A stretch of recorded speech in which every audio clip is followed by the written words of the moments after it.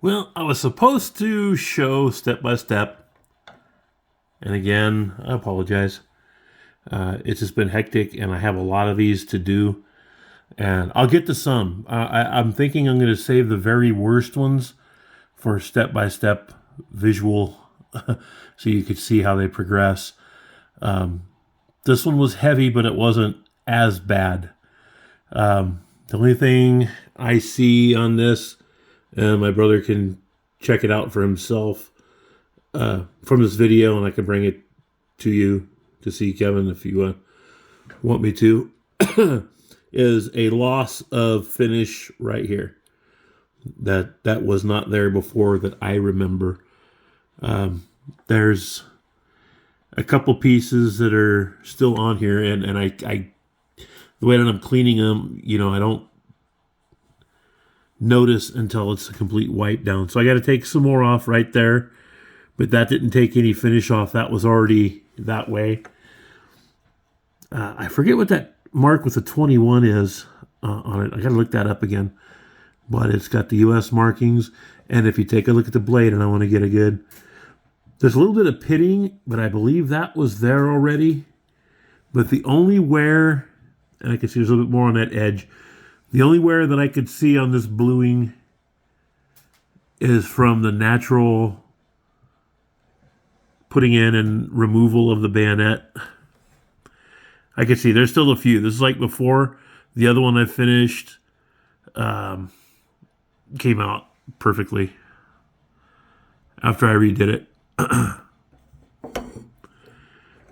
And we got here. This side is fine. The finish is off right there, and that is from the water damage. And this is a 1917 Remington bayonet.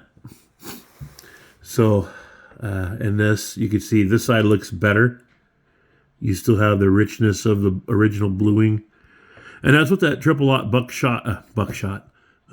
Thinking about bird hunting. There's that chicken outside has been harassing me for weeks. And I caught it today without killing it, by the way. And back to the bayonet. Triple aught steel wool. Very lightly rubbed. I'm not out there grinding on it. I don't put it on a circular grinder and grind. No sanding whatsoever. It's just, and it renews the finish a little bit. I mean, the only other thing I could do to this is there used to be some metal cleaner called Flitz, Flitz. I think they sell it, but I haven't been able to find it locally. And if you ask someone, they have no clue what you're talking about. But that would bring out the bluing a little bit more. But I think this is good. After I go over it again and get that other rust I saw that came up and clean that edge up a little bit. There we go. There's that. And then the Scabbard. There's not much I can do to the Scabbard right now. I got to find some better conditioner for the leather. But this had the original OD, and I can't remember which shade it was, but it's OD green paint on it. The shiny spot on that staple was from the steel wool, but it's because it was so bubbled. I thought it was going to be pitted a lot more. I'm just showing the front for right now. And this was waterlogged. This was soaked, by the way. And you can still see there's a little bit of rough spot right there. But when I get the conditioner on it, it'll come out. The only part that did not come out to my liking was the tip here, the scabbard tip, or the sheath tip, because it's leather. It got really pitted. I'm going to treat that again right there so that red rust, the active rust, is gone. It's probably not going to come out. Whoa, my light. We're going to have a storm later today, so sorry. And that staple popped. It's still partially in there. I could probably epoxy that in where it's not going to show just to keep it in place so we don't lose it. Because if those come out, the whole tip's going to come off, then it's going to start chipping and everything. And you can see that there is a small separation right there. Very slight. Looks like it doesn't go through. But that's just from the leather swelling. like I said, this is waterlogged, so it, pretty swollen. And as I was drying it, a little bit of sunlight, a little bit of just light squeezing, on it to keep it in place. The only thing that happened was there's a slight bow in it. You could see right there, kind of bows up, but the rest is straight, and it kind of bows on the bottom. But it is leather, a little bit over 100 years old now, and it's going to do that. But if you ever put the bayonet back into sheath,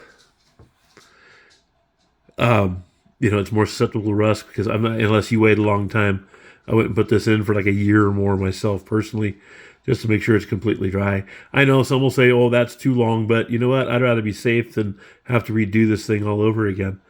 But what we're going to do now is we're going to treat this leather and we're going to get it supple again. I was reading some online how-to about dried leather, and all they do is throw it in water and soak it, and then they dry it the way that I've dried it to get it reconditioned. Only now I need the preservative to put on it, and I've got some cotton swabs and things that I can make that I can put it on the inside as well. So this isn't done as far as a scabbard goes, but it's done enough for presentation separately while the scabbard is conserved a little bit more and preserved. Overusage of words, but there's another one, and I'll get to the other ones as soon as I can. Like I said, there's a whole lot going on down here that I don't talk about online, but it just takes up some time. And you're having a kid in college, and another one just being a grandpa. By the way, I'm a new grandfather, by the way, and things like that. My granddaughter has been preoccupied looking at pictures of her because she lives in Canada, but they're coming to visit soon, so we'll be excited. But my son and daughter-in-law are giving me lots of videos to look at and pictures to look at, and then I call and make noises for her, I guess. She does speak a foreign language, Canadian, but anyways, there we go. This is all done. Thanks for looking, and we'll get more into it. If you have any questions, shoot them down in the comments, and I can try to answer them. If not, I can look it up and see if I can come up with answers. But this is actually pretty good. 1917 Remington full-length bayonet. Just missed the cut-downs during the Second War. And if I find out what that marking was with that, looked like an eagle's head and a 21 on the bottom of it. Some of you might know, but you know what? I've got so much stuff I collect, I forget about what certain markings mean, and got a lot of information stored in my brain that's not getting out the right way. But yeah, if anybody knows what that is, put it in the comments too. I'm sure my brother does. I just haven't called him yet. But it's an eagle's head or a falcon or a hawk, whatever you want to call it, with the number 21 on the bottom. I'm going to start looking for that. There's a few groups I'll post it in. But anyway, thanks again for watching. I've rambled on too long, and we'll see you next time.